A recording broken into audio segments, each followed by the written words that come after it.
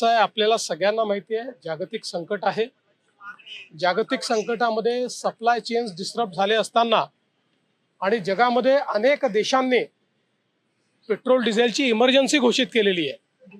काही ठिकाणी 2-2 दिवस लॉकडाऊन आहे. अशाही परिस्थितीत आपल्या इथे पेट्रोल डिझेल आपण देण्याचा प्रयत्न करतो. काही ठिकाणी निश्चितपणे मोठ्या प्रमाणात लोक जमा झाले, त्याच्यामुळे काही कायदा सुव्यवस्थेची परिस्थिती तयार झालेली आहे. विशेषतः या सीझनमध्ये आता शेतकरी देखील डबकीमध्ये डिझेलची मागणी करतात. साधारणपणे नॉर्मली आपण ती देत नाहीत, पण या सीझनमध्ये शेतकऱ्यांना आपण देत असतो.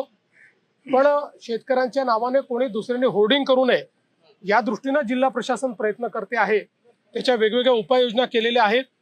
मुळामध्ये साधारणपणे आपण जर बघितलं तर जेवढा कोटा मागील वर्षी आपल्याकडे होता जवळपास तेवढाच कोटा आहे.